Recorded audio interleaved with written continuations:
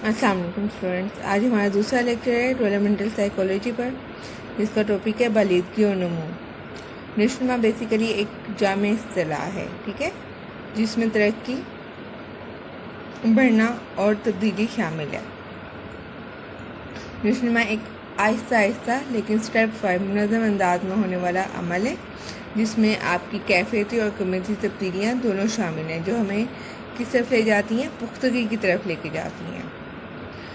उसके अलावा नशोनुमा में खुसूसियात की इर्तिका शामिल है। खुसूसियात की इर्तिका बच्चों क्या होती है, यानी कि किसी भी चीज़ का बनना, शुरू होना या पैदा होना वगैरह, और ये किस चीज़ का हिस्सा है, ये बालिदगी का हिस्सा है। तो हम कह सकते हैं कि नशोनुमा में बालिदगी और पुख्तगी दोनों चीज़ें शामिल हैं, क्योंकि ये एक, मैंने पहले ही बताया जैसे आपको, कि ये एक जामे इस्तिलाह है। जामे इस्तिलाह का मतलब होता है कि उसमें बहुत सारी चीज़ें शामिल हैं। अच्छा जी, ऐसी कैफियत तब्दीली जो पुख्तगी पैदा करती हैं और जिनसे अफ़आल में बेहतरी आती है, नशोनुमा कहलाती हैं। कैसी तब्दीलियाँ? ऐसी जो क्वालिटेटिव चेंज हैं, जिससे आप मैच्योर हो रहे हैं और आपका बिहेवियर में चेंज आ रहा है और आपके जो काम करने का अंदाज़ है वो बेहतर हो रहा है, तो वो क्या है, नशोनुमा है। मिसाल के तौर पे बच्चा साइकिल चलाना सीखता है, शुरू में नहीं आती है, लेकिन जो वो प्रैक्टिस करता है उसके अफ़ाल बेहतर होता है, काम करना उसका बेहतर होता है, साइकिल चलाना बेहतर तरीके से और वो अच्छे तरीके से चलाना सीख लेता है। तो बेसिकली क्या है, उसने पुख्तगी हासिल कर लिया उसमें। जब उसने पुख्तगी हासिल कर चुका है तो वो क्या, किस चीज़ का पार्ट बन गया, वो नशोनुमा बन गया। अच्छा जी, बालिदगी, पुख्तगी और नशोनुमा की जो इस्तिलाहें हैं वो यूजली लगता है कि सिमिलर हैं, लेकिन वो टेक्निकली वो डिफरेंट हैं एक दूसरे से बहुत ज़्यादा। अब हम इनको डिटेल में डिस्कस कर लेते हैं कि आप ये कैसे डिफरेंट हैं एक दूसरे से। सबसे पहले आ जाती है बालिदगी। बालिदगी में जितनी आपकी फिज़िकल चेंजेस हैं, जितनी फिजियोलॉजिकल चेंजेस हैं, वो सब की सब बालिदगी का पार्ट है। यानी कि आपकी जिस्मानी साख उसमें शामिल है, आपके उतलात शामिल हैं, आपकी नर्वस सिस्टम शामिल है, आपके ग्लैंड्स शामिल हैं, आपकी हड्डियाँ वगैरह, आपकी जिस्म के सारे पार्ट्स जो हैं वो बालिदगी का पार्ट हैं। और उसमें जिस तरह की भी तब्दीली होगी, फिर जितनी भी नेचुरल चेंजेस आ रही हैं, वो ग्रोथ का या बालिदगी का हिस्सा हैं। इसी अमल से, ग्रोथ की अमल से, बालिदगी के ही अमल से बच्चा जिस्मानी लिहाज से क्या हो जाता है, बड़ा होता है, ठीक है। फर्द की जो बैरूनी अज़ा हैं, उसके साथ साथ उसकी जो अंदरूनी निज़ाम है, उसमें भी तब्दीलियाँ रूनुमा होती हैं। बज़ाहिर हमें नज़र आते हैं ना, बच्चे का कद बढ़ रहा है, बच्चे की जिसामत बढ़ रही है, और इनर साइड में भी उसके जो उतलात हैं वो भी ऑटोमेटिकली, ज़ाहिर सी बात है, बढ़ रहे होते हैं। उसकी जिस्म की चर्बी बढ़ रही है, उसमें खून और कमियारी तुब्तों में चेंज आ रहा है। ये सारा अमल एक रात के अंदर नहीं हो रहा। ये कैसे हो रहा है, बतदरीज gradually, Aahista Aahista, step wise, हर चीज़ आहिस्ता। एक ही दिन में ये नहीं होता कि बच्चा आज पैदा हुआ है छोटा सा, अगले दिन सुबह उठोगे तो देखोगे जी इतना बड़ा बच्चा हो गया है। या ये नहीं होगा कि आज हाथ बड़ा हो गया, कल बाजू बड़ा होगा, नहीं। हर चीज़ स्टेप बाय स्टेप और बड़े मुनज़्ज़म अंदाज में और बड़े तरतीब से, ठीक है। और इस चेंज का नाम हम, ये जो सारी चेंजेस आ रही हैं और ये जो सारा बढ़ना है, ये क्वांटिटेटिव है, यानी कि हम वेट भी कर सकते हैं, हम चौड़ाई भी नाप सकते हैं, हम जितनी फिजिकल चेंजेस हैं उसको मेजर कर सकते हैं। तो इन चेंजेस को हम बालिदगी कहेंगे। जिन चेंजेस को हम नाप सकते हैं, देख सकते हैं, मेजर कर सकते हैं, वो सब बालिदगी का या ग्रोथ का पार्ट है। नेक्स्ट स्टेप हमारा जो है वो है पुख्तगी। पुख्तगी कैसे हासिल हो रही है? बालिदगी हासिल करने के बाद पुख्तगी हासिल होती है। बालिदगी यानी कि आपने एक ख़ास हद तक आपके जिस्म में, आपके उतलात में चेंज आ गया है, आपके उतलात में तब्दीली पैदा हो गई है जो एक ख़ास उम्र तक रिक्वायर्ड है। उसके बाद आपका जो जिस्म है वो मजबूत हो जाएगा, जो आपके उतलात हैं वो मजबूत हो जाएंगे। वो ख़ास मजबूती जो है वो बेसिकली क्या है बेटा, यहाँ बढ़ जाना क्या है, वो पुख्तगी है।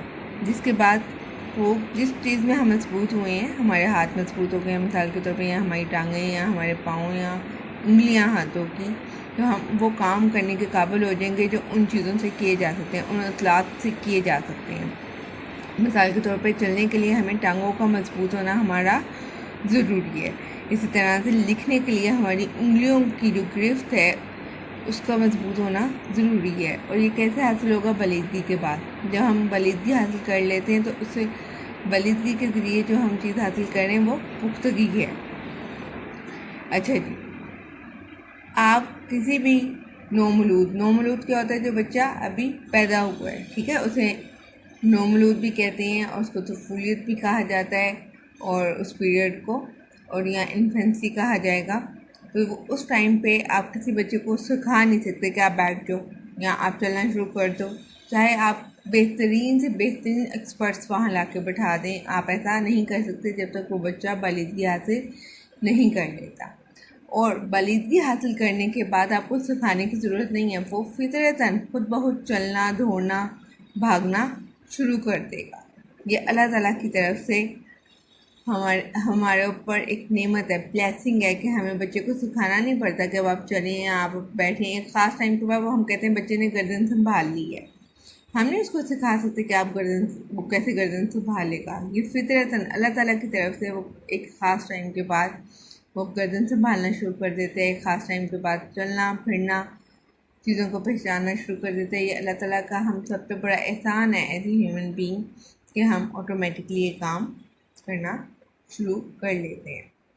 اچھا جی، بیسیکلی پختگی سے ہم کس چیز کے قابل ہو رہے ہیں بچوں؟ پختگی سے ہم ہر وہ کام کرنے کے قابل ہو رہے ہیں جو ایک خاص عمر میں ہم کہتے ہیں کہ ہمیں یہ کام کرنا چاہیے. مثال کے طور پہ آپ سیکنڈ ایئر کے اسٹوڈنٹس ہیں، ہم اسیوم کرتے ہیں کہ آپ سیکنڈ ایئر کے جتنا سلیبس ہے وہ ایزیلی پڑھ سکتے ہیں، کہ وہ آپ کی عمر کے مطابق ہے، آپ کی اکارڈنگ ٹو یور ایج ہے، اور آپ کی جو آپ نے پہلے علم حاصل کیا ہے اس کی بیس کے اوپر آپ اس علم کو حاصل کر سکتے ہیں. سیکنڈ ایئر کی چیز سیکھ سکتے ہیں، یعنی کہ آپ نے اتنی بلیدگی حاصل کر لی ہے، آپ میں اتنی مضبوطی آ گئی ہے، آپ اتنے ایکسپرٹ ہو گئے.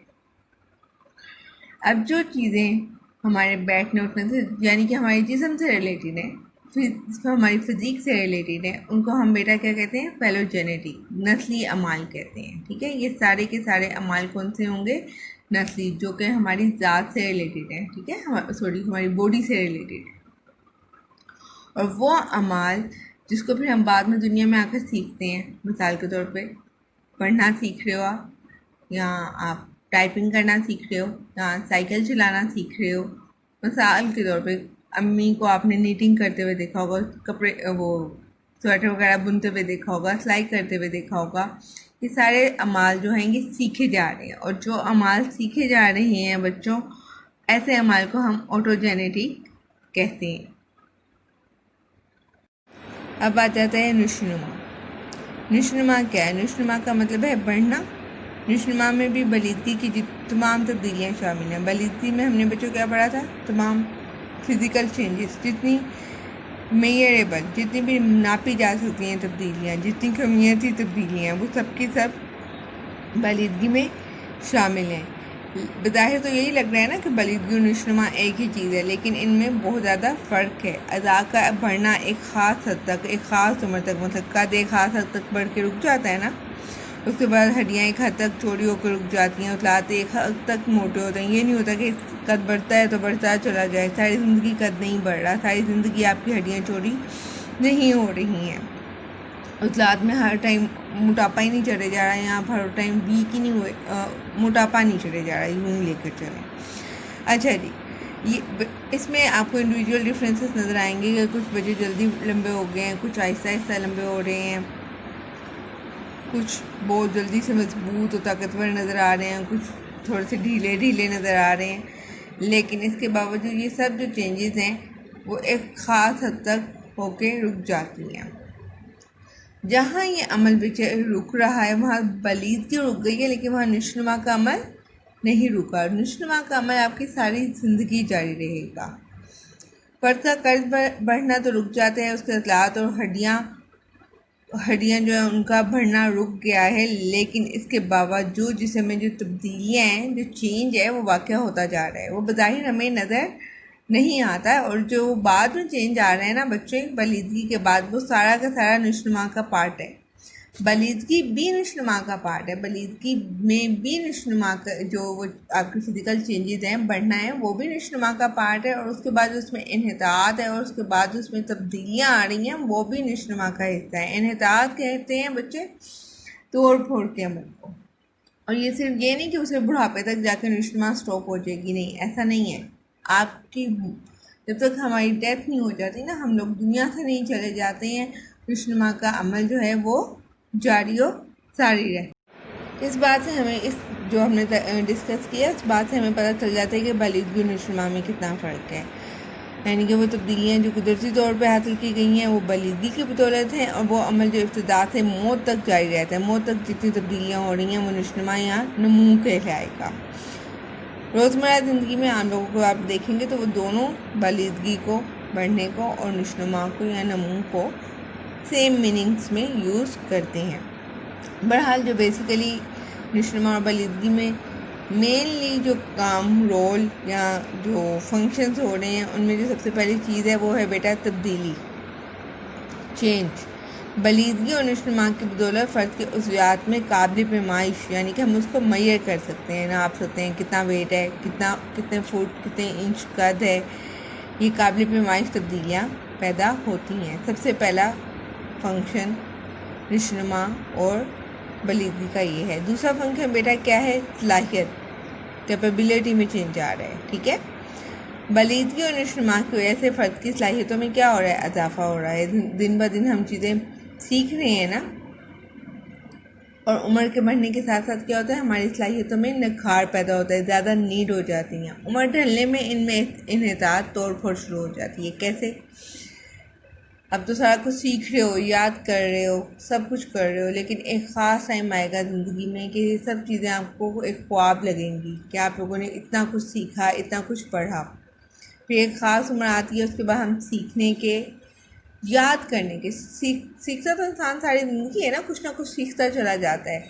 لیکن ایک خاص عمر کے بعد, جیسے ہمارے بڑوں کی عمریں ہیں, بڑوں سے میری مراد آپ کے نانا نانی ہو گئے, آپ کے دادا دادی ہو گئے, جو ایجڈ لوگ ہیں, اولڈ ایج میں جو داخل ہو چکے ہیں, ان کا جو سیکھنے کا عمل ہے اور باقی جو عمل ہے جیسے وہ دیکھنے کا عمل ہے, سننے کا عمل ہے, وہ انحطاط کا, توڑ پھوڑ کا شکار ہو گیا. وہ اس طرح سے نہ دیکھ سکتے ہیں, نہ سن سکتے ہیں, نہ وہ کام کر سکتے ہیں. اچھا جی, اس کے بعد وراثت. ہماری بلیدگی اور نشونما کا جو مین رول پلے کر رہی ہے نا وہ وراثت ہے. ماحول بھی اس میں مین رول پلے کر رہا ہے, 50-50 کی کنٹریبیوشن ہے. لیکن اگر وراثت میں نہیں ہوگا تو پھر ماحول وہاں پہ کچھ نہیں کر سکتا, اور اسی طرح وراثت میں ہے لیکن وہاں پہ ماحول نہیں ہے نا تو تب بھی کچھ نہیں ہوگا. یعنی کہ دونوں ہی مل کے کام کر رہے ہیں. وظائف.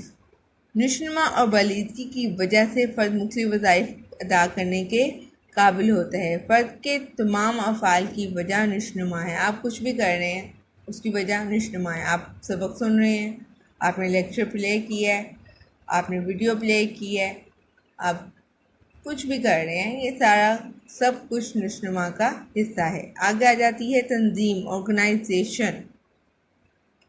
آرگنائزیشن بچے کیا ہے, نشونما اور بلیدگی سے فرد کے افعال میں اعلیٰ سطح کی تنظیم پیدا ہوتی ہے. بچے, بوڑھے, جوان, نوجوان اور ادھیر عمر افراد کی سوچ میں فرق نمو کی بدولت ہوتا ہے.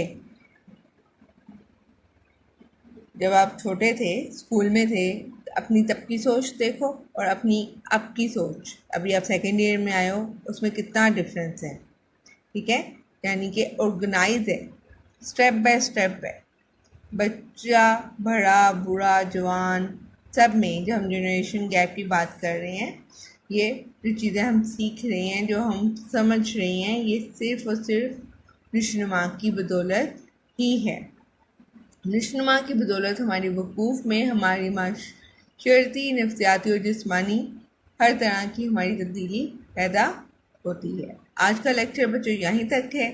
انشاءاللہ نیکسٹ لیکچر میں ہم لوگ اس کا فرق ڈسکس کریں گے. اب تک کے لیے اللہ حافظ.